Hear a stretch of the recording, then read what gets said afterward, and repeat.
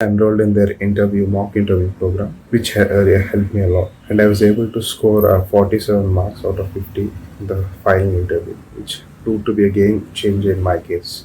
The game changer was the interview course for me, because I hadn't really prepared for interview. But then I followed Olive Board's interview course just 5 days before the interview and scored 20 out of 25 in it. मैं एक special name mention करूंगा olive board का, जिसका मैं daily basis पे classes ज़रूर लेता था। बहुत अच्छे से कंटेंट प्रोवाइड करते हैं। मैं सिर्फ एक नाम नहीं लूँगा, बहुत सारे होते हैं। इंटरव्यू बैच भी मैंने ऑलिव बोर्ड का ही ज्वाइन किया था, आदित्य सर का, which help me a lot and I manage to score 49 out of 50 in my interviews, तो दैट वाज आल्सो ग्रेट।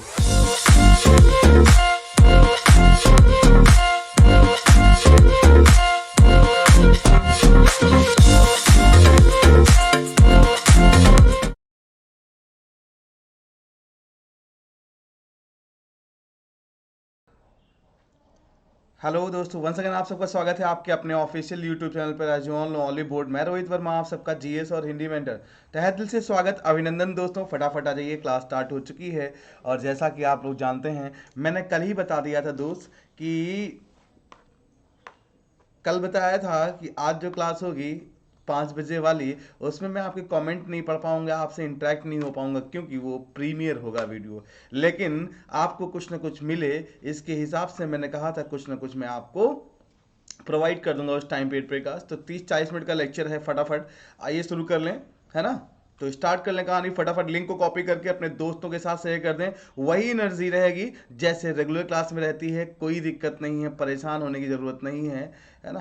तो शुरू कर लें कहानी मेरे दोस्तों। फटाफट तेजी के साथ लिंक को कॉपी करें और अपने दोस्तों के साथ शेयर करें। और आप सबको पता है मेरे दोस्तों, यूपीएसआई का एक सफलता बैच 2 चल रहा है, जिसमें आप लोगों ने, है ना, हमसे कुछ कंप्लेन शिकायत भी की हैं और कुछ लोगों ने कहा है ठीक है सर, है ना, सारी बातें हैं। तो मैं आपको बता दूं कि बेटा, यहाँ पे कास्ट जो आपको है मिल रहा है, मिल ही रहा है सफल यूपीएसआई सफलता बैच 2 में। इसके अलावा मेरा जो ये लेक्चर होता है शाम को 5 बजे, ये देखना कोई ना भूलें। शाम को 5 बजे मेरे दोस्तों, मैं आपको बता दूं, है ना, जो 5 से 6 एक घंटे पढ़ाता हूं मैं। आज तो नहीं, आज तो बस 40-45 मिनट का वीडियो है ये, है ना, क्योंकि आज मैं आपसे डायरेक्टली रूबरू नहीं हो रहा हूँ, ये प्रीमियर वीडियो है। लेकिन इसमें कुछ ना कुछ आपको 100% मिलेगा। क्लास परेशान होने की बिल्कुल ज़रूरत नहीं है। लास्ट तक जुड़े रहें, वही एनर्जी दिखाई देगी जैसे रेगुलर क्लास में मुझे आपको मेरी दिखाई देती है क्लास आपसे इंटरेक्ट होते हुए। ठीक है ना। तो 5 डेली क्लास होती है दोस्त, ये ब्रेक ना हो, इसीलिए आज मैंने कहा से ये वीडियो, है ना, आप तक पहुंचाया है दोस्त। बाकी मैं कहीं भी हूं, मैं आपके कमेंट देख रहा हूं कमेंट बॉक्स में क्लास, ठीक है ना, कौन आया कौन नहीं आया। तो चलिए फटाफट लिंक कॉपी कर दीजिए क्लास, ठीक ना, और दोस्तों के साथ शेयर करिए और शुरू कर लें। तो 5 से 6 डेली ये क्लास देखेंगे ना दोस्त, तो आपकी हिंदी और जीएस जो है ना यूपीएसआई में, है ना, इतना इतना बेहतरीन कर लोगे, मैं आप और क्या बताऊं इसके अलावा दोस्तों। ठीक है ना। चलो शुरू कर लें कहानी। ये मेरे बारे में शॉर्ट में इंट्रोडक्शन लिखा हुआ है, मेरा नाम, मेरा टीचिंग एक्सपीरियंस क्लास, क्या क्या एग्जाम क्वालिफाई किए हैं और क्या क्या सब्जेक्ट में डील करता हूँ क्लास, ठीक है ना, आप देख सकते हैं शॉर्ट में। बाकी आज जो मॉक टेस्ट है वो भारतीय संविधान को लेकर है, इंडियन कॉन्स्टिट्यूशन को लेकर है। हालांकि इंडियन कॉन्स्टिट्यूशन पे इससे पहले 2 मॉक टेस्ट ले चुका हूँ। उन्हीं मॉक टेस्ट में जितना बताया है ना, उसी से आपके यूपीएसआई में क्वेश्चन मिल जाएगा। लेकिन आगे अभी और भी बाकी है कहानी। तो आइए शुरू कर ले मेरे दोस्तों। भारतीय संविधान का मॉक टेस्ट आज है आपका स्क्रीन पर पहला क्वेश्चन। आज का पहला क्वेश्चन आपके सामने स्क्रीन पर। जितने भी लोग यहाँ पे आंसर दे रहे होंगे, सबका तहे दिल से अभिनंदन, स्वागत दोस्त। फटाफट, है ना, तेजी के साथ आंसर। संविधान के अंतर्गत भारतीय लोकतंत्र के आदर्शों को हम कहां देख सकते हैं? Under the constitution where can we see the ideals of Indian, है ना, आइडियल्स ऑफ इंडियन डेमोक्रेसी। भारतीय लोकतंत्र के आदर्शों को हम कहां देख सकते हैं गाइस? अगर थोड़ा कॉमन सेंस चलाइए तो मैंने बताया भी है मेरे दोस्तों, इससे प्रीवियस वाले जो 2 मॉक टेस्ट हो चुके हैं, आज तीसरा मॉक टेस्ट है भारतीय संविधान का। और जो पहली बार आए हों वो प्रीवियस लेक्चर्स जरूर देख लें प्लेलिस्ट में जाकर सारे, ठीक है ना। चलिए तो फटाफट तेजी के साथ इसका आंसर। संविधान के अंतर्गत अगर बात की जाए मेरे दोस्तों, तो भारतीय लोकतंत्र के आदर्श को हम कहां देख सकते हैं? आपको पता है मेरे दोस्तों, बिल्कुल सही। जिनका भी आंसर आ रहा है ए ऑप्शन वो बिल्कुल सही है मेरे दोस्तों। वेरी गुड कास्ट, बहुत ही उम्दा। राइट आंसर कास्ट क्या है? प्रस्तावना। आप सुन लो। अगर मैं बात करूं बेटा भारतीय लोकतंत्र के बारे में कास्ट, तो भारत में पता है आपको लोकतंत्र है। लोकतंत्र मतलब क्लास क्या? जनता के द्वारा चुनी गई, जनता के लिए जनता की सरकार, है ना? जनता के द्वारा चुना गया, जनता के लिए जनता के लिए जनता की गवर्नमेंट क्लास।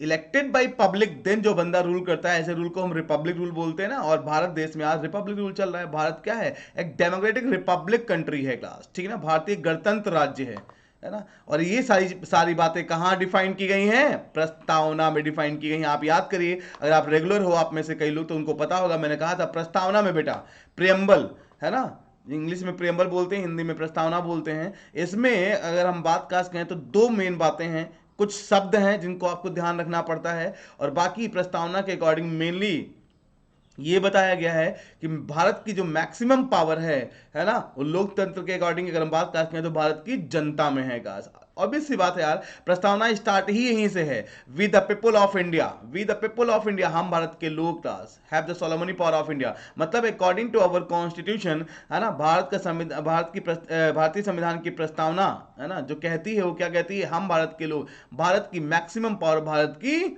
जनता में ही है। भारत की जनता जिसको चाहे बनाए, जिसको चाहे बिगाड़े। ये सब मैं बता चुका हूं, अगर आप रेगुलर हो गए तो आपको बातें याद आ रही होंगी, ठीक है ना? आज हमने मोदी को बनाया, कल हम कहो किसी और को बना दें, होता है ना? तो यही चीज का। और इसी प्रस्तावना में बेटा आपको मैंने बताया था कुछ शब्द हैं जो आपको ध्यान रखने होते हैं, वो भी याद करवाया था मैंने। DR शेर शाह सूरी, डॉक्टर शेर शाह सूरी साहब जेली खाते हैं, याद करिए, याद करिए, जेली खाते हैं और फिर भाईचारे की बातें करते हैं, है ना? तो ये वर्ड्स मैंने आपको बताए थे, ये आपके संविधान की प्रस्तावना में देखो। डेमोक्रेटिक एंड रिपब्लिक, है ना, socialist, sovereignty, secularism, justice, liberty, equality, fraternity, ये सारे के सारे शब्द आपको कहाँ मिलेंगे? प्रस्तावना में मिलेंगे, जो कि भारतीय लोकतंत्र के आदर्शों को प्रस्तुत करते हैं मेरे दोस्तों। क्लास आई बात समझ में? सिंपल सी बात है।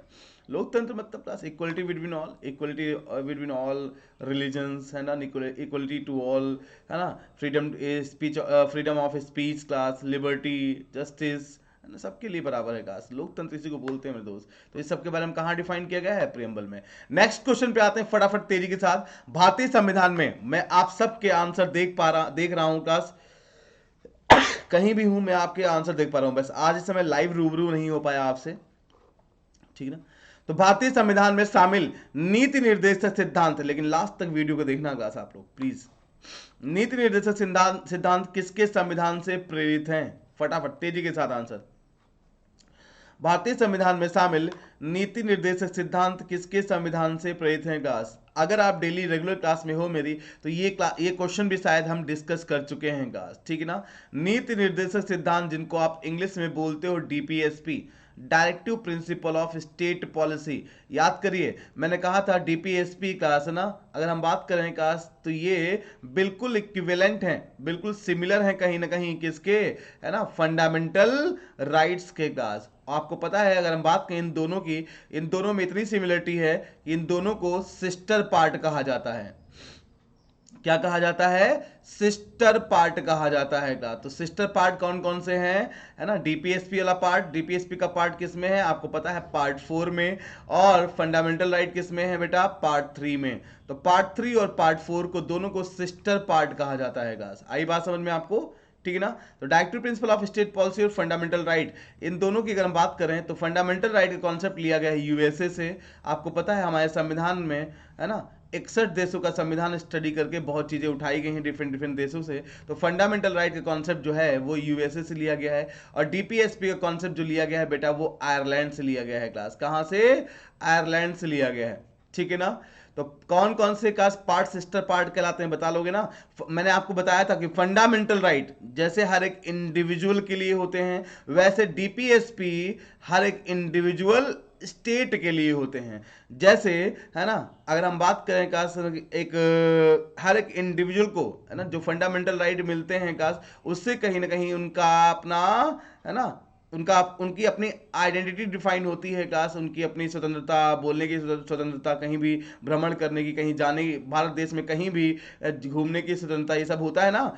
वैसे ही का दोस्त डीपीएसपी की अगर हम बात करें, directive principle of state policy की बात करें, है ना, जैसे फंडामेंटल राइट हर एक इंडिविजुअल के लिए कल्याणकारी होते हैं, वैसे डीपीएसपी हर एक स्टेट के लिए कल्याणकारी होते हैं। कल्याणकारी मतलब वेलफेयर। तो अगर मेरे दोस्तों एक स्टेट को, है ना, वेलफेयर स्टेट के रूप में का ना देखना है, तो जितने भी डीपीएसपी बताए गए हैं, directive principle of state policy जितने भी बताए गए हैं, वो उस स्टेट में फॉलो होने चाहिए, या सारे नहीं तो मैक्सिमम फॉलो होने चाहिए। तो वो स्टेट एक वेलफेयर स्टेट के रूप में उभर कर आएगा गाइस। एक कल्याणकारी राज्य की परिकल्पना, एक कल्पना तभी कर सकते हैं हम किसी स्टेट में का, जब वो स्टेट, है ना, मैक्सिमम डीपीएसपी फॉलो करता होगा।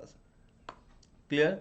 और इसके अलावा फंडामेंटल राइट की बात करूं बेटा, है ना, इनको लागू करवाने के लिए आप न्यायालय, है ना, कोर्ट में जा सकते हैं का। जैसे फंडामेंटल राइट, किसी भी फंडामेंटल राइट का हरेसमेंट हो रहा हो आपके, किसी भी इंडिविजुअल के, हमारे आपके किसी के भी, तो वो अपना रोना लेके का ना जा सकता है कहां पे, कोर्ट में। और कौन सी कोर्ट में? सिर्फ 2 ही कोर्ट को ये राइट, ये अधिकार है, ये पावर है कि फंडामेंटल राइट का जब हरेसमेंट होगा तो कोई भी बंदा उनके पास पहुंचे और वो कोर्ट एक ऑर्डर पास कर देगी। ऑर्डर जिसको रिट बोलते हैं हम संविधान की लैंग्वेज में, और वो रिट का कॉन्सेप्ट भी ब्रिटेन से लिया गया है। कहां से लिया? बातें सही सुनना, रिट कॉन्सेप्ट कहां से लिया गया है? ब्रिटेन से लिया गया है। और 5 प्रकार की रिट होती हैं का। तो जिस प्रकार के आप जैसा भी आप रोना रोगे आप जाके कोर्ट के सामने, कौन सी कोर्ट? सुप्रीम कोर्ट या हाई कोर्ट। बस इन्हीं दोनों को ये पावर है रिट जारी करने का या ऑर्डर पास करने का। ये ऑर्डर, रिट तभी जारी पास होंगी जब किसी भी फंडामेंटल राइट का हरेसमेंट हो रहा होगा किसी के, और वो सुप्रीम कोर्ट या हाई कोर्ट के पास गया होगा। तो उस जिस फंडामेंटल राइट का हरेसमेंट हो रहा होगा उसी के अकॉर्डिंग सुप्रीम कोर्ट या हाई कोर्ट एक ऑर्डर पास कर देगा, मतलब रिट पास कर देगा, और आपको वो फंडामेंटल राइट मिल जाएगा जिस फंडामेंटल राइट का हरेसमेंट हो रहा होगा आपके। तो सुप्रीम कोर्ट को ऑर्डर पास करने का, रिट पास करने का जो अधिकार है वो आर्टिकल 32 के थ्रू है, और हाई कोर्ट को जो अधिकार है बेटा वो आर्टिकल 226 के थ्रू है। ठीक है ना, बात समझ में आई। और डीपीएसपी की बात करें, है ना, इनको लागू करवाने के लिए किसी स्टेट पे डीपीएसपी को लागू करवाने के लिए आप हाई कोर्ट, सुप्रीम कोर्ट या हाई कोर्ट नहीं जा सकते मतलब डीपीएसपी ये वाद योग्य नहीं है, जस्टिएबल नहीं है, और फंडामेंटल राइट जस्टिएबल है, मतलब ये वाद योग्य है। इनके लिए आप, इनको लागू करवाने के लिए आप सुप्रीम कोर्ट या हाई कोर्ट जा सकते हैं। क्लियर। ये हल्का सा बेसिक डिफरेंस, इससे बाहर डीपीएसपी और फंडामेंटल राइट से कुछ भी नहीं आएगा मेरे दोस्त क्लास। ठीक है ना। बाकी फंडामेंटल राइट के बारे में और भी बहुत कुछ बता चुके हैं। कितने फंडामेंटल राइट थे? स्टार्टिंग में 7 थे, आज कितने बचे हैं? 6 बचे हैं। एक कौन सा है फंडामेंटल राइट जो हटा दिया गया है? कौन सा? राइट टू प्रॉपर्टी, जो कि आर्टिकल 31 में था, इसको रिपल कर दिया गया आर्टिकल 300A में। कब? 1978 में, है ना, एक अमेंडमेंट हुआ था, है ना, कौन सा? 44th अमेंडमेंट, है ना। मोरारजी देसाई की गवर्नमेंट थी उस समय का, जनता दल की, ठीक है ना। उन्हीं के समय में राइट टू प्रॉपर्टी को एक लीगल राइट बना दिया गया। संपत्ति का अधिकार एक कानूनी अधिकार बन गया। बहुत हो गया। तो इसका राइट आंसर क्या है? भारतीय संविधान में नीति निर्देशक सिद्धांत कहां से लिए गए हैं? आयरलैंड से। अमेरिका से क्या लिया गया बेटा? अमेरिका से हम बात करें बहुत कुछ है। पूरा जुडिशरी सिस्टम का कॉन्सेप्ट कह सकते हो आप, अमेरिका से है। हाई कोर्ट, सुप्रीम कोर्ट की बात आए, चीफ जस्टिस की बात आए, है ना, तो ये सब का कहाँ? अमेरिका से। और अगर इसके अलावा हम बात करें अमेरिका से क्या लिया गया है? प्रियम्बल का कॉन्सेप्ट भी लिया गया है अमेरिका से। हमारे संविधान में जो प्रियम्बल है, प्रस्तावना, ऐसे कॉन्सेप्ट भी अमेरिका से लिया गया है। ये अमेरिका से आपका फंडामेंटल राइट का भी कॉन्सेप्ट लिया गया है। ये सारी चीजें ध्यान रखना। ऑस्ट्रेलिया से कॉन्करेंट लिस्ट ली गई है। कॉन्करेंट लिस्ट, समवर्ती सूची। समवर्ती सूची आपको पता है बेटा, मैं बता चुका हूं। उसमें वो सब्जेक्ट, वो मदें, वो विषय होते हैं जिसपे राज्य सरकार और केंद्र सरकार दोनों ही कानून बना सकते हैं मिलकर। कॉन्करेंट लिस्ट, समवर्ती सूची, है ना। केंद्र और राज्य को समान अधिकार है, दोनों मिलकर इस पे कानून बना सकते हैं। जो भी कॉन्करेंट लिस्ट में जो भी विषय, जो भी मुद्दे, जो भी सब्जेक्ट वहां मेंशन है। आपको पता है कॉन्करेंट लिस्ट में टोटल 52 सब्जेक्ट हैं। कॉन्करेंट लिस्ट कॉन्सेप्ट ऑस्ट्रेलिया से लिया गया है, समवर्ती सूची। इसमें कितने सब्जेक्ट हैं? टोटल 52। ध्यान रहेगा आपको, ठीक ना। यूनियन लिस्ट में 100, है ना। स्टेट लिस्ट में 61 और कॉन्करेंट लिस्ट में 52 सब्जेक्ट हैं। क्लियर। चलिए, तो ऑस्ट्रेलिया से एक और बड़ी इंपॉर्टेंट चीज ली गई है। क्या? प्रियम्बल का कॉन्सेप्ट तो अमेरिका से लिया गया है, लेकिन प्रियम्बल की लैंग्वेज क्या होगी, भाषा क्या होगी, किस रूप में प्रियम्बल लिखा जाएगा, लैंग्वेज ऑफ प्रियम्बल, ये कॉन्सेप्ट ऑस्ट्रेलिया से लिया गया है। ठीक है ना। कनाडा से फेडरेशन कॉन्सेप्ट लिया गया है गाइस, ठीक ना। आयरलैंड से डीपीएसपी लिया गया है गाइस, ठीक। चलिए नेक्स्ट क्वेश्चन पे आते हैं फटाफट तेजी के साथ। लिंक को कॉपी करते रहे अपने दोस्तों के साथ धुआंधार तरीके से। मैं जानता हूं आज मैं लाइव नहीं होगा तो शायद स्ट्रेंथ यहाँ पे काश कुछ कम हो जाए, लेकिन दोस्त स्ट्रेंथ कम मत होने देना, है ना, क्योंकि हम उसी हिम्मत, उसी मेहनत, उसी दम से पढ़ा रहे हैं जैसे हम लाइव में आके पढ़ाते हैं, है ना। चलिए, तो भारत के संविधान में संघीय शब्द का प्रयोग कहां पर हुआ है? क्या बात है, बहुत तेजी के साथ। भारत के संविधान में संघीय शब्द का प्रयोग कहां पर हुआ है? तेजी के साथ आंसर कमेंट बॉक्स में।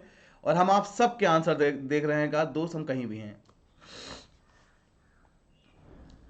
तो बताइए, है ना। फेडरल शब्द का यूज हमारे कॉन्स्टिट्यूशन में कहां पर हुआ है? प्रस्तावना मतलब प्रेम्बल में, पार्ट 3 में, या आर्टिकल 368 में, या संविधान में कहीं भी नहीं का, या कॉन्स्टिट्यूशन में कहीं पे भी फेडरल वर्ड का यूज नहीं हुआ है। कहां पे नहीं हुआ है बताओ, या कहां पर हुआ है ये बताओ फटाफट। तेजी के साथ आंसर, तेजी के साथ, तेजी के साथ मेरे दोस्तों, धुआंधार। क्या बात है, बहुत ही उम्दा, बहुत ही उम्दा।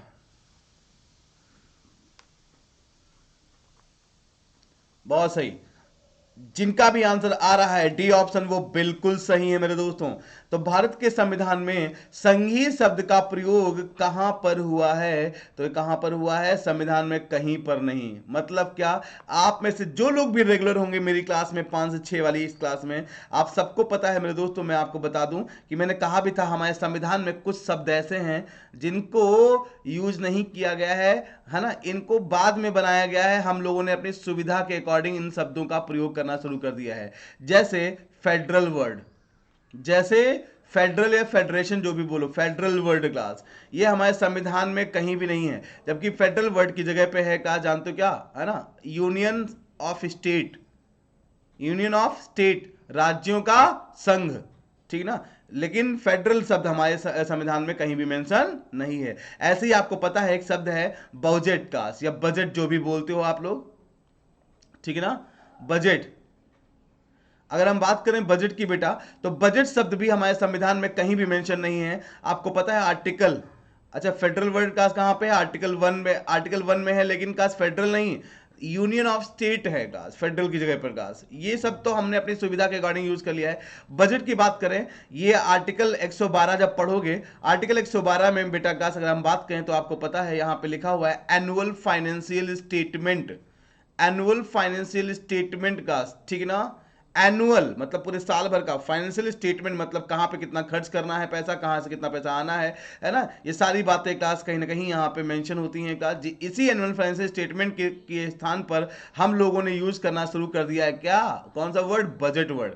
बजट वर्ड फ्रेंच लैंग्वेज का शब्द है, बाउजेट से बना है। बाउजेट का मतलब होता है अ लेदर बैग, ठीक ना। एक ट्रेडिशन था, लेदर बैग में लोगों ने रिप्रेजेंट किया था, तो है ना, बजट एनुअल फाइनेंशियल स्टेटमेंट को लोगों ने बजट के नाम से पुकारना शुरू कर दिया। तो आर्टिकल 112 में एनुअल फाइनेंशियल स्टेटमेंट है, ना कि बजट का, ठीक ना।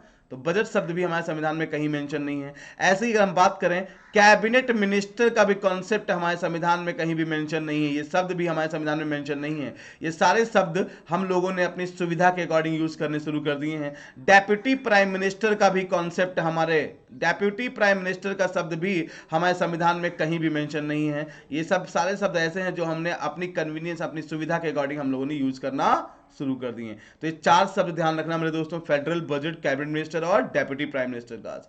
ये शब्द हमारे संविधान में कहीं भी मेंशन नहीं है गास, कई बार पूछे गए, ठीक है ना। तो बजट किस में है? आर्टिकल 112 में, ठीक है ना। ये भी कुछ क्वेश्चन पूछा गया है, ये आर्टिकल का बहुत बड़ा, बहुत इंपॉर्टेंट है।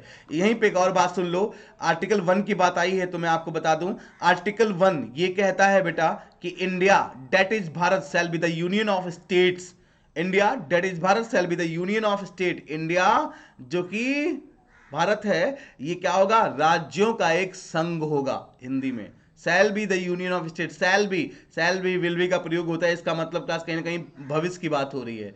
तो सर ये यहाँ पे भविष्य की बात क्यों कर रहे हैं? क्योंकि मेरे दोस्त नए स्टेट फॉर्म हो सकते हैं, है ना। किसी स्टेट की बाउंड्री ऑल्टर हो सकती है, किसी स्टेट के का नाम चेंज हो सकता है ना। कोई दूसरे स्टेट का पार्ट किसी दूसरे स्टेट में मर्ज हो सकता है। ये सारे चेंजेस हो सकते हैं क्लास, इसीलिए शैल बी का प्रयोग, देखो दिमाग लगाया गया बहुत बहुत ज्यादा पहले से ही, इसीलिए कहा गया आर्टिकल 1 में India that is Bharat shall be the union of state class. और वैसे भी आपको पता है कि सबसे पहले जब स्टेट रीऑर्गेनाइजेशन एक्ट आया था और जब भाषा के आधार पर राज्यों का गठन स्टार्ट हुआ, आपको पता है 1956 में, है ना, तो 14 नए राज्यों का गठन हुआ था। 14 नए राज्य, और आप आज आपको पता है 28 राज्य हैं का, ठीक ना। तो 14 नए राज्यों का गठन हुआ था 1956 में, और ये चेंजेस होते रहते हैं, आगे हो सकता है कोई नया राज्य और बन जाए।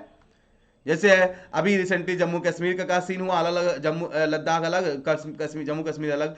ऐसे ही इससे पहले आपको पता है का तेलंगाना बना 2 जून 2014 को। उससे पहले का 2000 में का हम बात करें का तो झारखंड और छत्तीसगढ़ और उत्तराखंड, ये 3 नए राज्य एग्जिस्टेंस में आए थे का, ठीक है ना। चलिए, तो यही चीज है गाइस, और जितने भी नए राज्य एग्जिस्टेंस में आएंगे, राज्यों की बाउंड्री चेंज की जाएगी, राज्यों का नाम चेंज किया जाएगा, वो सब कहां मेंशन किया जाएगा?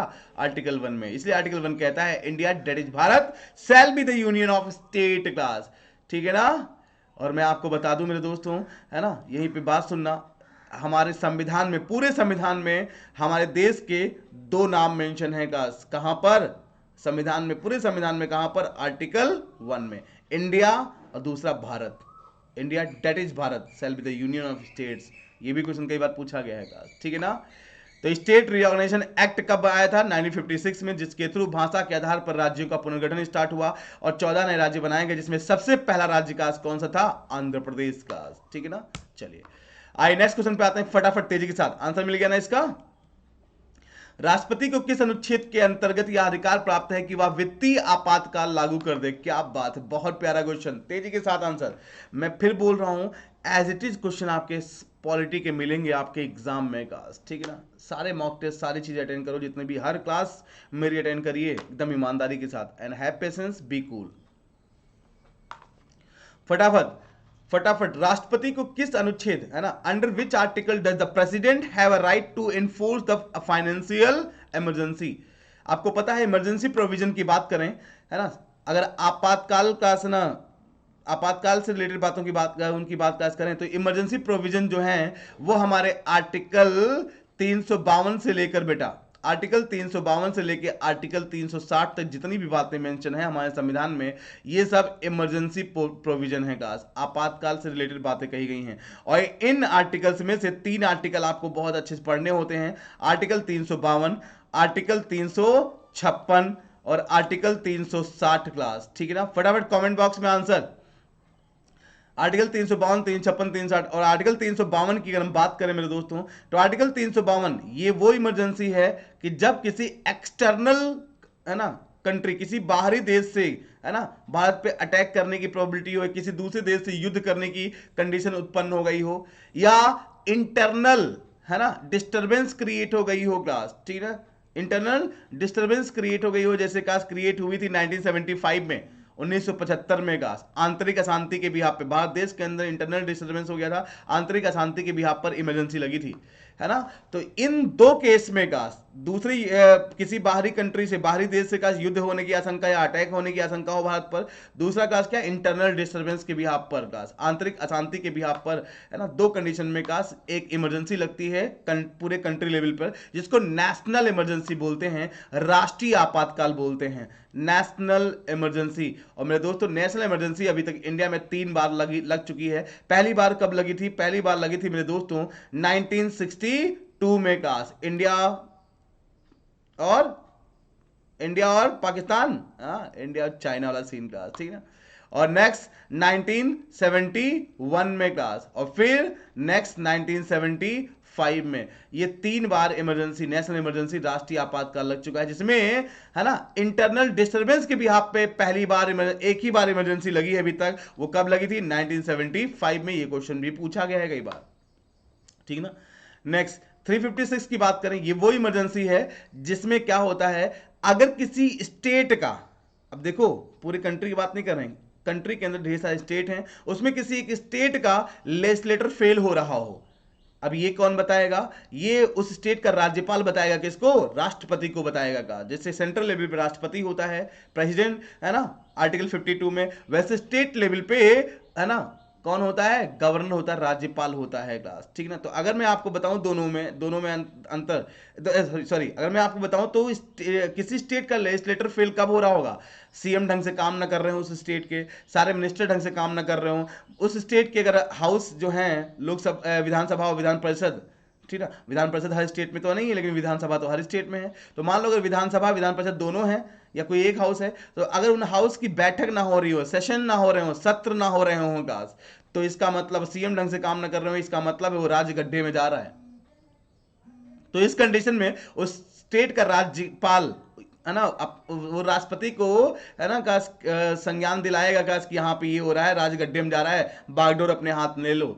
तो राष्ट्रपति एक टीम अपॉइंट करते हैं, उस स्टेट के बारे में, उस स्टेट में भेजते हैं, उस स्टेट में का हो रही हलचल के बारे में वो टीम पता करती है, वो उसके बाद वो टीम रिकमेंड करती है राष्ट्रपति को, तब राष्ट्रपति उस स्टेट की बागडोर अपने हाथ में ले लेते हैं। इसी को बोलते हैं प्रेसिडेंट रूल, राष्ट्रपति शासन क्लास। और मैं आपको बता दूं मेरे दोस्तों, प्रेसिडेंट रूल अभी तक इंडिया में अगर हम बात करें आजादी के बाद से तो 120 प्लस टाइम प्रेसिडेंट रूल अभी तक इंडिया में 120 प्लस है ना, 120 से ज्यादा बार लग चुका है। सबसे पहली बार लगा था काश कहां पे? पंजाब में काश। सबसे ज्यादा बार लग चुका है किस स्टेट में? वो यूपी में लग चुका है काश, ठीक है ना।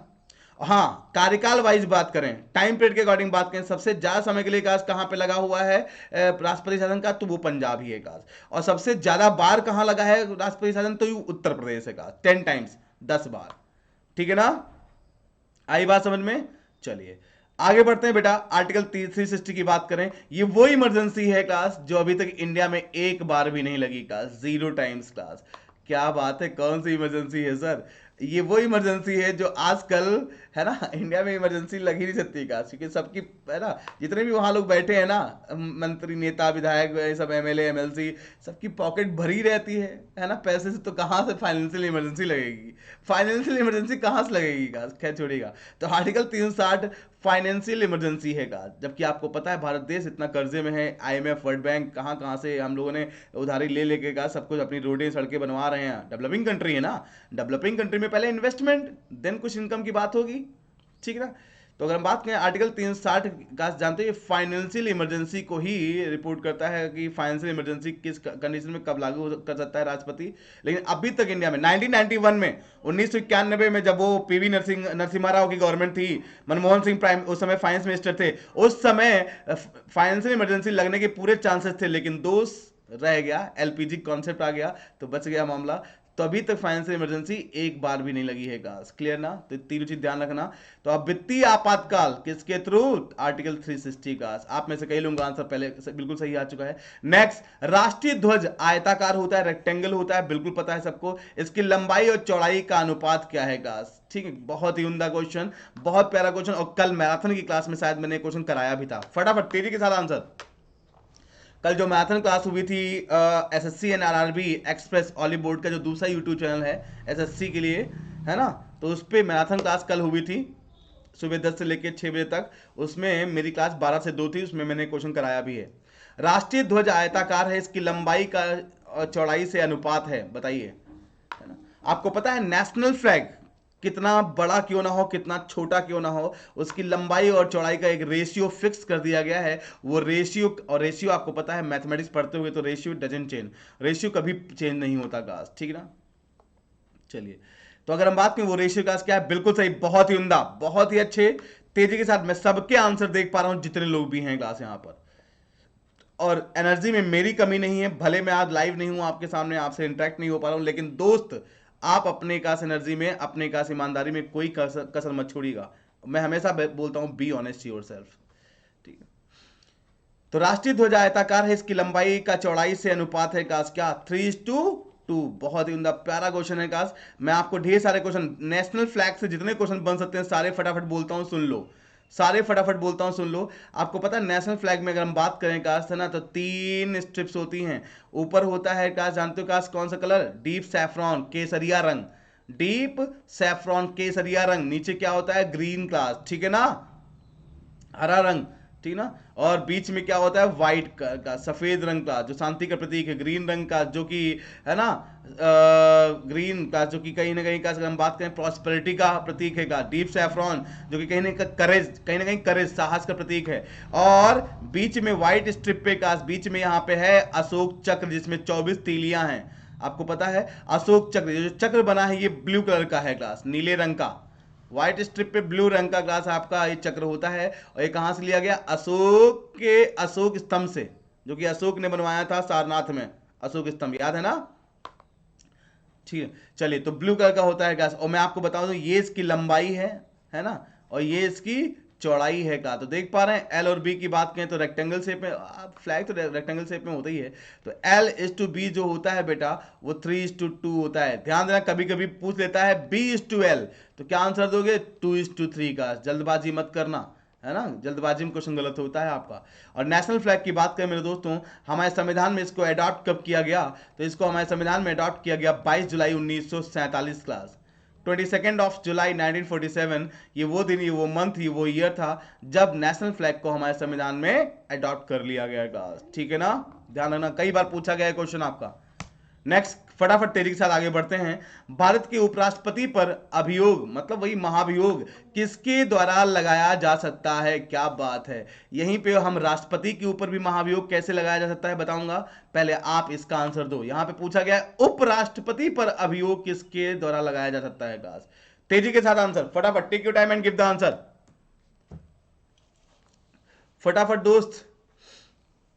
हम जहां पे भी हैं आप सबके आंसर, सबके कमेंट देख रहे हैं दोस्त। बस और आपके बीच में हम भी शामिल हैं, है ना। बस आज लाइव आपसे रूबरू नहीं हो पा रहे हैं इस क्लास में। चलिए, भारत के उपराष्ट्रपति पर अभियोग किसके द्वारा लगाया जा सकता है। बहुत ही अच्छे, बहुत ही अच्छे।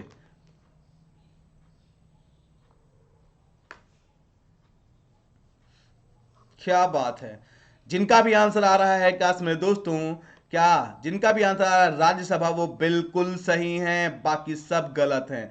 क्यों सर, अरे बेटा आपको पता है उपराष्ट्रपति की बात करें बेटा, उपराष्ट्रपति की बात की जाए बेटा तो आप सबको पता होना चाहिए मेरे दोस्त, क्या कि उपराष्ट्रपति की बात करें, क्लास करें, जो भी बंदा इस पोस्ट पे अपॉइंट होके आता है वो एक्स ऑफिशियो चेयरमैन बन जाता है किसका, राज्यसभा का, पदेन सभापति। तो उपराष्ट्रपति की पोस्ट पर एक्स ऑफिशियो समझते हो, कई लोग तो एक्स ऑफिशियो नहीं समझते होंगे, सुन लो। एक्स ऑफिशियो का मतलब अगर मैं समझाऊं, हिंदी में बोलते हैं पदेन, ठीक ना।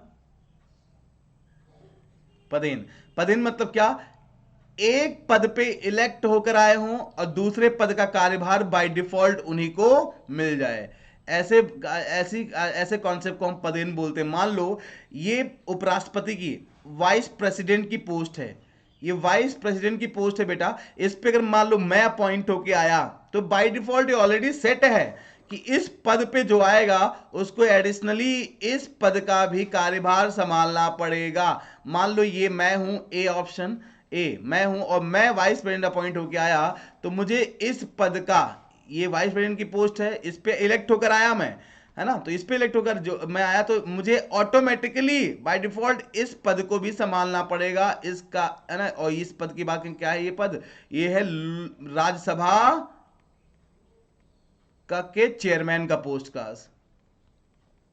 राज्यसभा के चेयरमैन का पोस्ट है काश, है ना।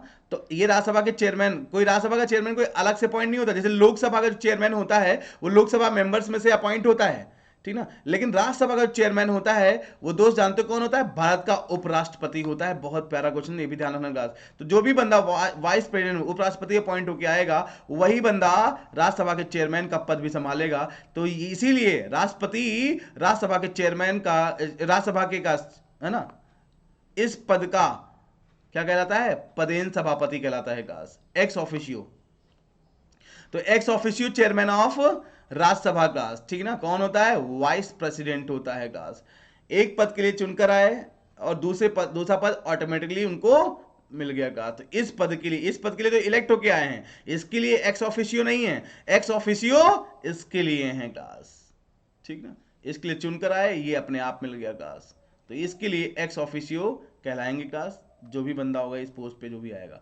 क्लियर, समझ में आई बात आपको? तो अब एक बात बताइए, तो मतलब वाइस प्रेसिडेंट की अगर बात करें बेटा, है ना, तो इनका सारी चीजें कहाँ देखी जाएंगी? राज्यसभा के रूप में, राज्यसभा के, है ना, अध्यक्ष, राज्यसभा के चेयरमैन के रूप में देखी जाएंगी। तो अगर अब उपराष्ट्रपति को हटाना है तो भैया कौन हटा पाएगा? राज्यसभा के मेंबर ही हटा पाएंगे क्लास। उपराष्ट्रपति के खिलाफ महाभियोग लगाना है, अभियोग लगाना है, तो राज्यसभा के मेंबर ही लगा पाएंगे। तो मतलब उपराष्ट्रपति के खिलाफ अगर अभियोग लाना है उपराष्ट्रपति के खिलाफ, तो राज्यसभा के ही मेंबर्स ये अनुमोदन, ये प्रस्ताव पारित करेंगे इनके खिलाफ महाभियोग का क्लास, ठीक ना। और 14 दिन पहले, सुन लो, 14 डेज प्रायर नोटिस देनी पड़ती है महाभियोग लगाने के लिए, चाहे उपराष्ट्रपति के खिलाफ लगे और चाहे वो राष्ट्रपति के खिलाफ लगे।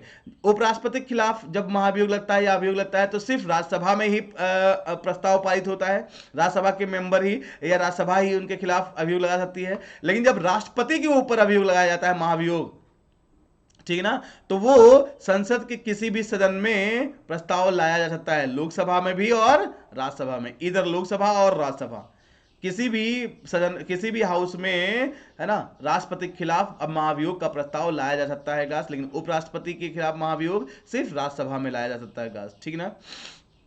आई बात समझ में? 14 दिन की प्रायर नोटिस देनी पड़ती है क्लास, ना, राष्ट्रपति के खिलाफ भी महाभियोग लाना है अगर तो, और उपराष्ट्रपति के खिलाफ भी अगर महाभियोग लाना है तब भी 14 दिन की प्रायर नोटिस देनी पड़ती है राज्यसभा को, ठीक ना। क्लियर मेरे दोस्तों? चलिए नेक्स्ट, तेजी के साथ आंसर। भारत में संसद की वित्तीय समितियां निम्नलिखित में से कौन सी हैं? क्या बात है, बहुत ही उम्दा। भारत में जो पार्लियामेंट्री कमेटीज हैं काश, है ना, बहुत सारी कमेटी है, पब्लिक अकाउंट कमेटी है, एस्टीमेट कमेटी है काश, है ना, तो सारी कमेटी, पब्लिक अंडरटेकिंग कमेटी है काश, है ना, ये सारी कमेटियां हैं। ये 3 कमेटियां बड़ी इंपॉर्टेंट हैं और इन 3 में जो यहाँ लिखी है ऑप्शन में, इन 3 में 2 तो बड़ी इंपॉर्टेंट है। एक तो पहली वाली पब्लिक अकाउंट कमेटी, लोक लेखा समिति, दूसरी एस्टीमेट कमेटी मतलब प्राक्कलन समिति। ये दोनों कमेटियां बड़ी इंपॉर्टेंट है काश। तो तेजी के साथ आंसर, मैं बहुत कुछ बताऊंगा, पहले आप आंसर दो फटाफट, बहुत ही उम्दा, तेजी के साथ। तो भारत में संसद की वित्तीय समितियां निम्नलिखित में से हैं काश, कौन सी? तो मैं आपको बता दूं मेरे दोस्तों, है ना, यहां पे जो ऑप्शन में आपको दिख रही है ना, public account committee, estimate committee, है ना, पब्लिक अंडरटेकिंग कमेटी, ये तीनों कमेटियां पार्लियामेंट्री कमेटी हैं काश, तीनों हैं काश, मतलब डी ऑप्शन। कई लोगों का आंसर आ भी रहा है डी, वेरी गुड काश। तो राइट आंसर काश क्या है? डी। अब सुन लो फटाफट तेजी के साथ, जितने क्वेश्चन यहां से बन सकते हैं आपकी यूपीएसआई में। तो पब्लिक अकाउंट कमेटी की बात करें, इन शॉर्ट इसको पीएसी भी बोलते हैं, पब्लिक अकाउंट कमेटी। इसमें अगर हम बात करें टोटल मेंबर्स जानते हो कितने होते हैं? टोटल मेंबर्स इन तीनों कमेटी में जानने हैं का, तीनों नहीं मिली, इन दोनों में जानने हैं, है ना, वही पढ़िए जो आपको जानना है मोटा मोटा। तो पब्लिक अकाउंट कमेटी में टोटल 22 मेंबर्स होते हैं, जिसमें से अगर हम बात करें 15 मेंबर बेटा, है ना, 15 मेंबर बेटा लोकसभा से होते हैं, ठीक है ना, और 7 मेंबर बेटा राज्यसभा से होते हैं, ठीक है ना। तो ये टोटल 22 मेंबर हैं पब्लिक अकाउंट कमेटी में। और एस्टीमेट कमेटी में बात क्लास करें बेटा, एस्टीमेट कमेटी में अगर बात करें काश, इन शॉर्ट ईसी, इसमें टोटल मेंबर्स जो होते हैं वो काश आपके जानते हो कितने होते हैं? 30 होते हैं काश, ठीक ना, 30। और सारे के सारे मेंबर, है ना, सारे के सारे मेंबर काश कहां से होते हैं? लोकसभा से होते हैं। देख पा रहे हो? तो सबसे पावरफुल कमेटी कौन सी होगी? एस्टीमेट कमेटी होगी, क्योंकि इसमें सारे के सारे मेंबर कौन से हैं? कहां के हैं? लोकसभा के हैं। और लोकसभा में जो मेंबर होते हैं वो जनता के द्वारा प्रत्यक्ष रूप से चुनकर आते हैं काश, ठीक ना, जनता जिनको चाहती है उन्हीं को भेजती है वहां पर वहां पर इलेक्ट करके। मैं पहले भी बता चुका हूं, इसलिए मोस्ट पावरफुल हाउस कौन सा है? लोकसभा, ठीक है ना, और इसमें सारे मेंबर लोकसभा के हैं, इसलिए मोस्ट पावरफुल कमेटी कौन सी है? एस्टीमेट कमेटी काश, कह सकते हो ना। कई बार पूछा गया है कि कौन सी ऐसी कमेटी है जिसमें कोई भी मेंबर राज्यसभा का शामिल नहीं होता, तो क्या बताओगे आप? एस्टीमेट कमेटी, इसमें सारे के सारे मेंबर लोकसभा के होते हैं गाइस, ठीक ना। पब्लिक अकाउंट कमेटी में कितने मेंबर लोकसभा से, कितने मेंबर राज्यसभा से होते हैं, सब कुछ पूछा गया है। टोटल मेंबर कितने होते हैं, सब पूछा गया है, सब कुछ, ठीक है ना। ध्यान रखना इन चीजों को। नेक्स्ट, बाकी और भी बहुत कुछ है, इतना काफी है। आइए, राष्ट्रीय गीत सर्वप्रथम कहां और कब गाया गया? ये क्वेश्चन भी कल की मैराथन क्लास में मैं करा चुका हूं। फटाफट तेजी के साथ आंसर, राष्ट्रीय गीत सर्वप्रथम कहां और कब गाया गया? सॉरी, राष्ट्रीय गीत नहीं क्लास, यार टाइपिंग मिस्टेक थी क्लास, कल भी मैंने सही नहीं किया इसको। राष्ट्रगान सर्वप्रथम कहां और कब गाया गया? तेजी के साथ आंसर, बहुत तेजी के साथ आंसर। यूपीएसआई के पॉइंट ऑफ व्यू से ही एक्सप्लेनेशन चल रहा है, यूपीएसआई के पॉइंट ऑफ व्यू से ही का सारे क्वेश्चन है मेरे दोस्त, ठीक ना। राष्ट्रीय गान सर्वप्रथम कहां और कब गाया गया?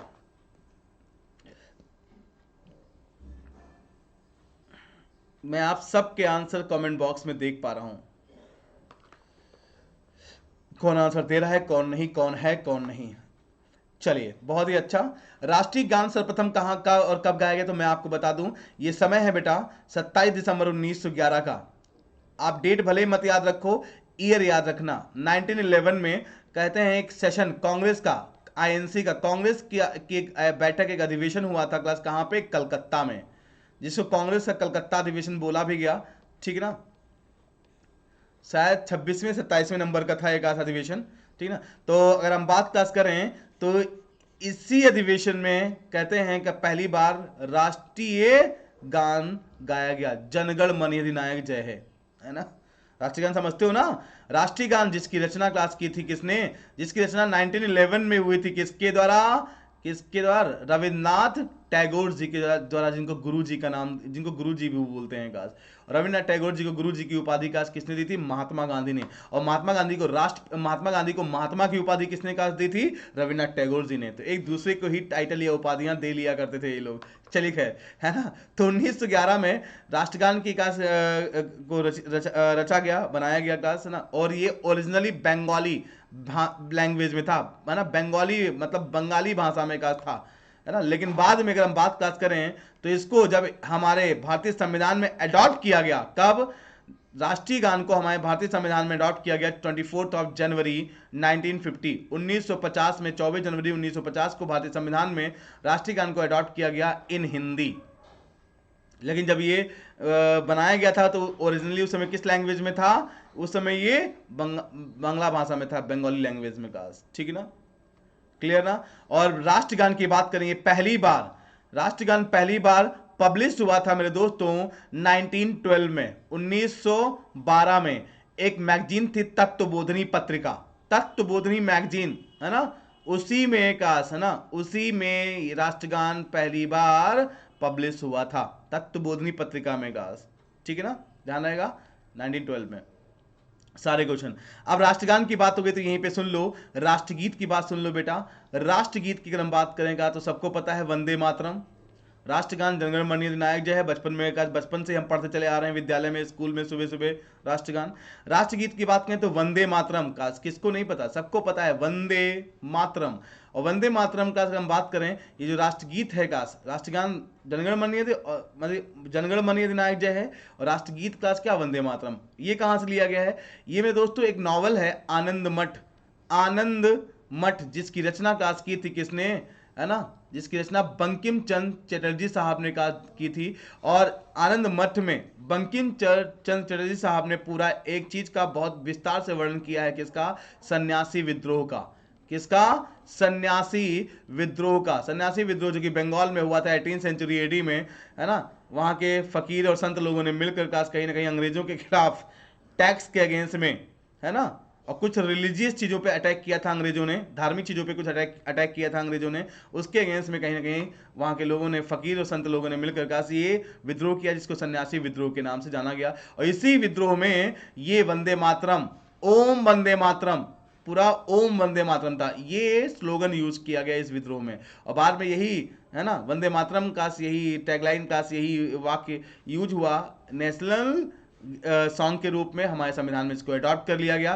तो राष्ट्रगीत को भी अडॉप्ट किया गया उसी दिन जिस दिन राष्ट्रीय गान को अडॉप्ट किया गया, मतलब 24 जनवरी 1950। तो राष्ट्रीय गान राष्ट्रगीत दोनों को 24 जनवरी 1950 को ही अडॉप्ट किया गया क्लास, ध्यान रहेगा आप लोगों को।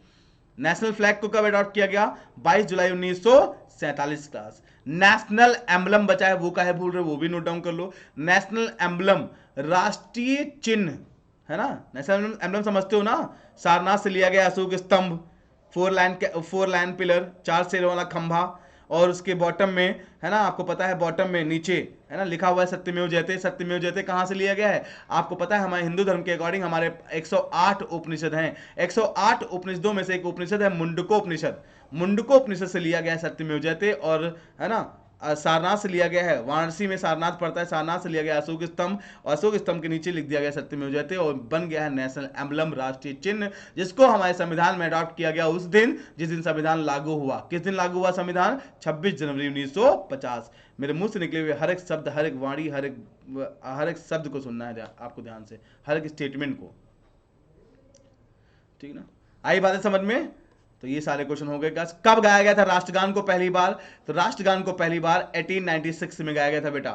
1896 में पहली बार राष्ट्रगीत गाया गया। राष्ट्रगीत पहली बार 1896 में गाया गया, और राष्ट्रगान पहली बार 1911 में गाया गया। ठीक ना?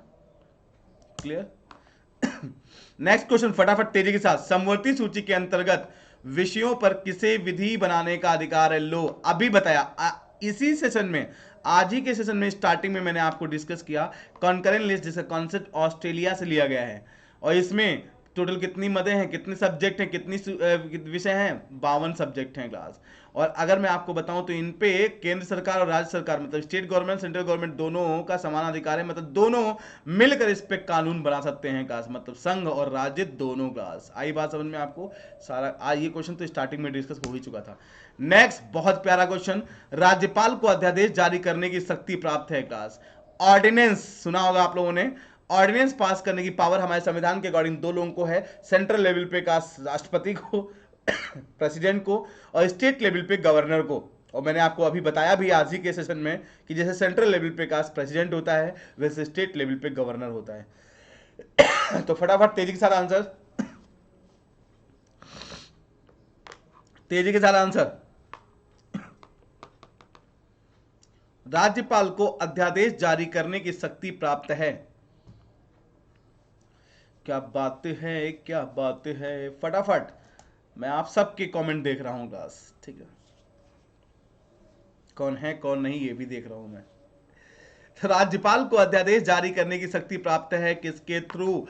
है ना मेरे दोस्तों? बिल्कुल सही। आप जिनका भी आंसर आ रहा है काश बेटा, है ना, आर्टिकल 213 वो बिल्कुल सही हैं। जो बी पे जा रहे हैं वो गलत हैं। क्यों? आर्टिकल 123 और चीजें जारी हो गई, चीजें लागू हो गई। काश 123 प्रेसिडेंट को पावर प्राप्त है ऑर्डिनेंस जारी करने की, है ना। ऑर्डिनेंस क्या होता है बताऊंगा, अभी बता भी चुका हूं पहले, अगर जो रेगुलर होंगे उनको पता भी होगा काश, ठीक ना। और आर्टिकल 213 के थ्रू काश, है ना, गवर्नर को यही अधिकार प्राप्त है जो आर्टिकल 123 के थ्रू प्रेसिडेंट को प्राप्त है, ऑर्डिनेंस पास करने का। ऑर्डिनेंस मतलब एक अध्यादेश, अधि प्लस आदेश मतलब अधिनियम, मतलब प्रॉपर तरीके से जांचा परखा गया काश, है ना, और उसको पारित किया गया काश, कोई ऑर्डर, आदेश, जिसको लागू करने के, जो लागू होने के बाद लोगों को मानना ही पड़ेगा का, सबको उसी के अकॉर्डिंग चलना पड़ेगा। और अध्यादेश जारी कब होता है बेटा? ये जारी तब होता है ना, जब सेंट्रल लेवल पे अगर हम बात क्लास करें तो सेंट्रल लेवल पे जब पार्लियामेंट के सेशन ना हो रहे हो, मतलब लोकसभा राज्यसभा की बैठकें ना हो रही हो, मतलब सब हरामखोरी कर रहे हो काश, में जितने भी आपके मंत्रीगण हैं काश, ठीक ना, सब बदमाशी कर रहे हो, तो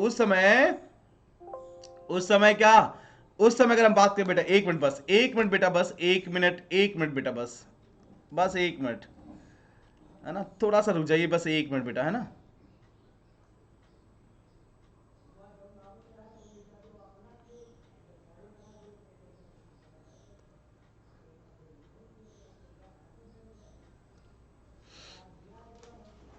बस एक मिनट।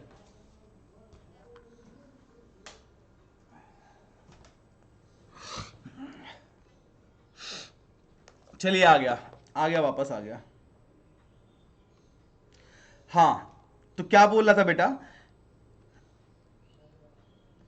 कि ऑर्डिनेंस किस कंडीशन में पास होता है? तो अगर इस सेंट्रल लेवल पे बात करें तो राष्ट्रपति को अधिकार होता है ऑर्डिनेंस पास करने का, अध्यादेश जारी करने का, है ना, आर्टिकल 123 के थ्रू, ठीक है ना।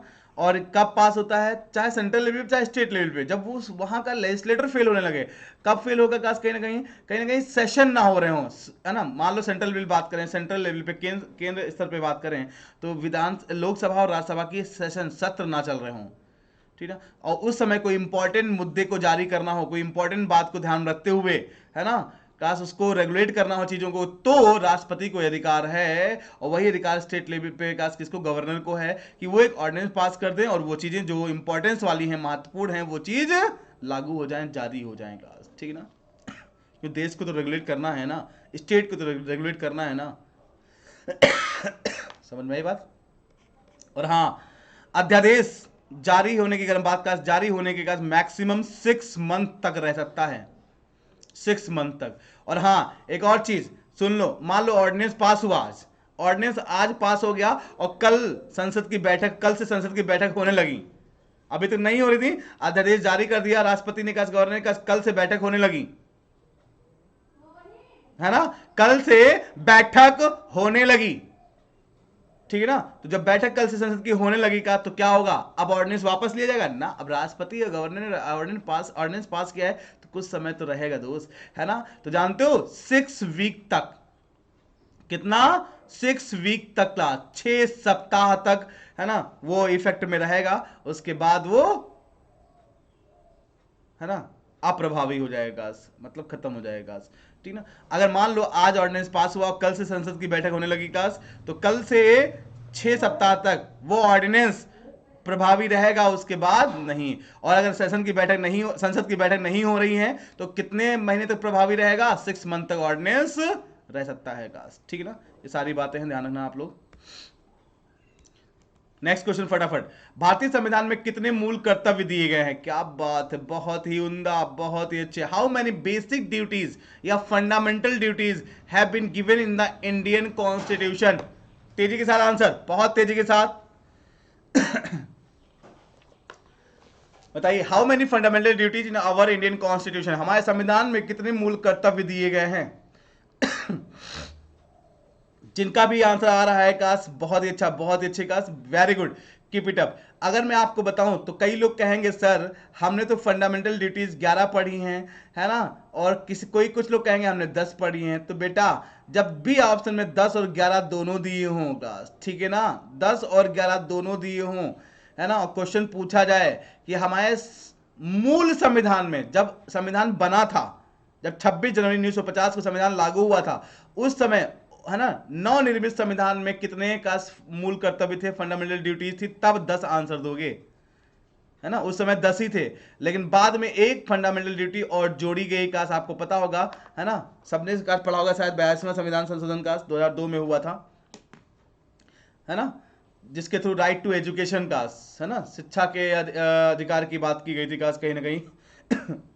चलिए, तो अगर हम बात काश करें तो आज कितने से फंडामेंटल ड्यूटीज हैं आपकी काश, टोटल 11 काश, ठीक ना। तो अगर पूछे अभी कितनी है, तो 11 नवनिर्मित संविधान में, है ना, जब संविधान बना था उस समय ओरिजिनली काश कितने फंडामेंटल ड्यूटीज थी काश, 10। दोनों क्वेश्चन पूछे गए हैं काश। हालांकि इस क्वेश्चन के आंसर के अकॉर्डिंग बात करें, भारतीय संविधान में कितने मूल कर्तव्य हैं, तो आज के अकॉर्डिंग बात कर रहा है, अभी कितने हैं, 11 हैं काश। राइट आंसर काश क्या होगा। और आपको बता दूं, फंडामेंटल ड्यूटीज की अगर हम बात करें, मूल कर्तव्य की बात करें, इनको हमारे संविधान में जोड़ा गया था मेरे दोस्तों, पार्ट, सबको पता होगा काश, पार्ट 4A में, पार्ट 4A में क्लास में दोस्तों। और आपको बता दूं, इसमें इसी में का स्टार्टिंग में 10 थी, बाद में एक और बढ़ गई, कितनी हो गई, 11 हो गई क्लास, ठीक ना, fundamental duties.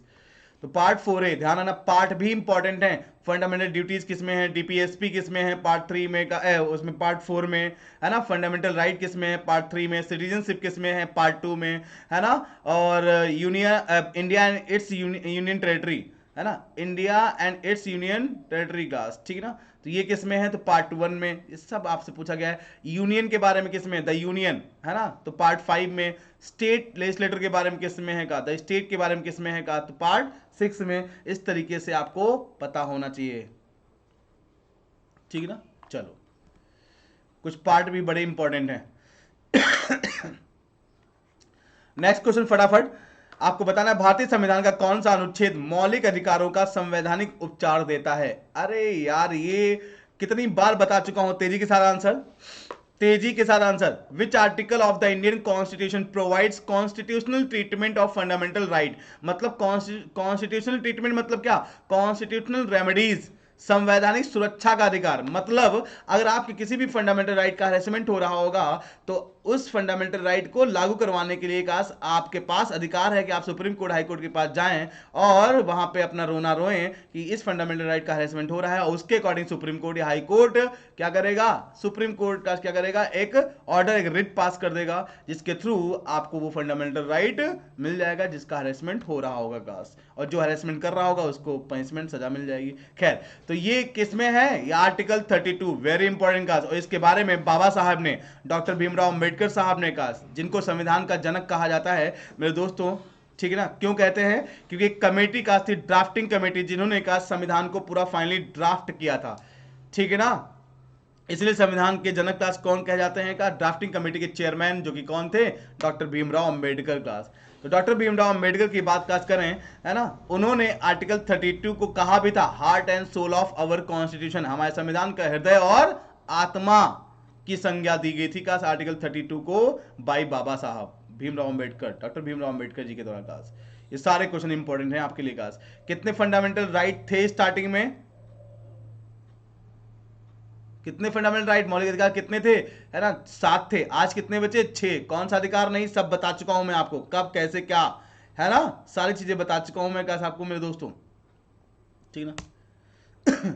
Next question, Bharat के राष्ट्रपति को हटाने की प्रक्रिया क्या है, लो यार अभी तो बताया, संसद में महाभियोग क्लास, और महाभियोग संसद के किसी भी सदन में लाया जा सकता है क्लास, है ना, बस कंडीशन ये है 14 दिन की प्रायर नोटिस, 14 डेज की प्रायर नोटिस देनी पड़ेगी अगर महाभियोग लगाना है राष्ट्रपति के ऊपर तो क्लास, ठीक है ना, और किसी भी हाउस में प्रपोजल प्रस्ताव लाया जा सकता है क्लास, ठीक है, सारी बातें हैं, बाकी और भी बहुत कुछ है क्लास।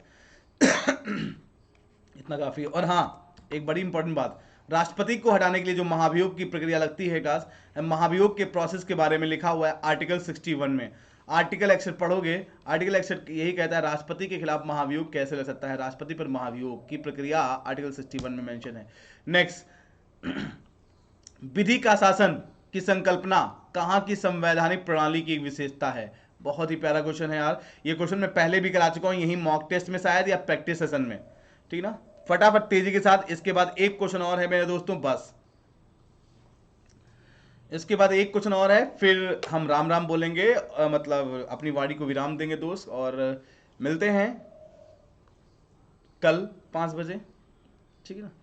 तो विधि का शासन की संकल्पना कहां की संवैधानिक प्रणाली की विशेषता है क्लास, रूल ऑफ लॉ, जब भी रूल ऑफ लॉ की बात आए मेरे दोस्तों, है ना, लॉ की अगर बात करें तो लॉ तो जो बेहतरीन लॉ देखने को मिलता है ना, रूल्स एंड रेगुलेशन जो देखने को मिलते हैं ना, वो ब्रिटेन में देखने को मिलते हैं मेरे दोस्त का, तगड़े वाले कास। जबकि आपको पता है ब्रिटेन में कास, है ना, काफी चीजें अनरिटन हैं, अलिखित हैं, लिखी नहीं गई, फिर भी मेरे दोस्त कास ना वहां पे लॉ इतना स्ट्रिक्टली फॉलो होता है कि पूछो मत, लिखी नहीं तब भी कन्वेंशनल चीजें चल रही हैं, बोल दिया गया ये होगा ये होगा, वही कन्वेंशन बन गया है, कन्वेंशनल चीजें चल रही हैं, लिखी नहीं गई, फिर भी उन बातों जो लिखी नहीं गई उन बातों पे भी बहुत स्ट्रिक्टली फॉलो होता है दोस्त, और इंडिया में तो लिख के भी कास ना फॉलो नहीं हो पाता प्रॉपर कास, खैर छोड़िएगा, है ना।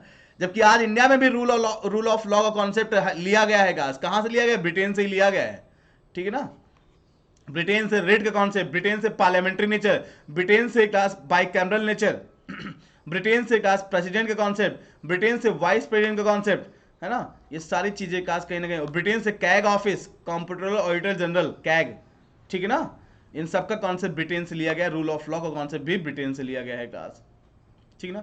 यूएसए से बता ही चुका हूं मैं क्लास, ठीक ना, फंडामेंटल राइट, प्रियम्बल, है ना, जुडिशरी सिस्टम क्लास, ये सारी चीजें क्लास, है ना। फ्रांस से क्लास क्या, रिपब्लिक का कॉन्सेप्ट, गणतंत्र का कॉन्सेप्ट लिया गया फ्रांस से, है ना। स्विट्जरलैंड से क्लास कुछ भी नहीं क्लास, आपको याद करने की जरूरत है, बस इतना काफी है। राइट आंसर क्लास क्या था, A option, clear. Next question पे पहुंचते हैं बेटा फटाफट, भारत में सर्वप्रथम आम चुनाव कब हुए थे, बहुत प्यारा question, very very very important class question, कितनी बार भी लगाना चाहो लगा लो, फिर आई लिखो, very very very important question class, सर्वप्रथम आम चुनाव कब हुए थे, तेजी के साथ आंसर, बहुत तेजी के साथ, बहुत तेजी के साथ। और ये लास्ट क्वेश्चन है आज का आपका, तो भारत में सर्वप्रथम आम चुनाव कब हुए थे। कल अगर किसी ने मैराथन क्लास देखी होगी तो मैराथन क्लास में भी क्वेश्चन कराया था, शायद मैंने कहा एसएससी सीएचएसएल की मैराथन क्लास हुई थी सुबह 10 से 6, है ना, उसमें 12 से 2 क्लास थी मेरी, 2 घंटे की लगातार, उसमें मैंने आपको ये क्वेश्चन कराया भी था। अगर आप में से कई लोग होंगे तो उन लोगों को आंसर पता होगा, फटाफट तेजी के साथ आंसर, क्या बात है, बहुत ही उम्दा। 1951 में एक्चुअली पहली बार जो आम चुनाव मतलब जनता ने वो अपना वोट दिया हो, है ना, जनता प्रत्यक्ष रूप से लोगों को चुनकर आई हो, और जनता प्रत्यक्ष रूप से चुनकर जिनको आती है वो कहां बैठते हैं, लोकसभा में। मतलब पहली बार जो आम चुनाव हुआ वो किसका हुआ, लोकसभा का। लोकसभा इलेक्शन हुए थे पहली बार 1951-52 में, है ना, 1951-52 में गाइस। 1951 मिलता तो 1951 टिक करके आओगे, 1952 मिले तो 1952 टिक करके आओगे, क्योंकि 1951 नवंबर दिसंबर से स्टार्ट हुआ और 52 में जनवरी फरवरी तक गया था गाइस, मार्च तक, ठीक है ना। तो 1951-52 इसलिए लिखा जाता है गाइस तरीके से। तो पहली बार लोकसभा, और इसमें आईएनसी, इंडियन नेशनल कांग्रेस, भारतीय राष्ट्रीय कांग्रेस को पूर्ण बहुमत मिला था गाइस। 489 सीटें गाइस थी, शायद 393 सीटें उसमें शायद हासिल हुई थी गाइस, है ना। देख लेना, क्रॉस चेक कर लेना एक बार, ठीक ना। किसको, कांग्रेस को गाइस, पूर्ण बहुमत। क्लियर, चलिए बस बाकी आगे क्वेश्चन का हम नेक्स्ट क्लास में कराएंगे। आज के इतना काफी है। खुश रहें, मस्त रहें, हंसते रहें, मुस्कुराते रहें। हंसना संक्रामक ऐसे फैलाएं, दूसरों के हंसने की वजह बने, खासकर अपने घर, अपने परिवार, अपने आसपास के लोगों के लिए। जय हिंद, जय Bharat, take care, bye bye. कोई डाउट हो तो पूछ सकते हो आप लोग कमेंट बॉक्स में, मैं आपके डाउट देख रहा हूं। अगर आपका पूछना चाहो पूछ लो, मैं उसका रिप्लाई कमेंट बॉक्स में कर दूंगा गाइस, ठीक है ना। अगर आपके कोई डाउट है गाइस, ठीक है ना, ओके। और सेशन पसंद आया तो लाइक करिएगा जरूर गाइस, अपने दोस्तों के साथ शेयर करिएगा। आज मैं इस क्लास में लाइव नहीं आ पाया, वरना अभी तक लाइव आ ही रहा था। थोड़ा सा गाइस ना आज प्रीमियर लग गया आपके सामने। प्रीमियर मतलब पहले से ही गाइस कहीं ना कहीं हमने क्लास रिकॉर्ड कर दी और आपके सामने यहाँ पे चल रही थी गाइस, ठीक है ना। चलिए कोई दिक्कत नहीं है, उसी एनर्जी के साथ, है ना, कैसे भी है कंटेंट आप तक पहुंचना चाहिए मेरे दोस्त गाइस, ठीक है ना। ओके, चलिए टेक केयर, बाय बाय, ठीक है। कोई डाउट हो कमेंट बॉक्स में लिख देना, मैं आपके डाउट को देखकर आपको रिप्लाई कर दूंगा guys, okay bye, take care.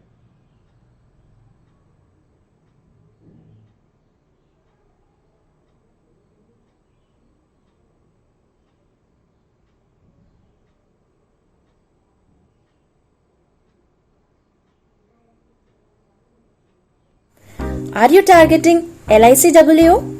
If yes, we are coming up with the perfect course for you guys. LICWO selection batch would help you understand all the topics from the very basic level. We would be having a lot of practice with the help of live practice sessions where you can compete with your peers, see yourself on the leaderboard, analyze your mistake and learn from them. We would be having a special focus and special sessions for insurance awareness. We would be having strategy sessions, doubt clearing sessions and mock discussions and make that perfect strategy for you guys to crack this examination. Join LICWO selection batch now.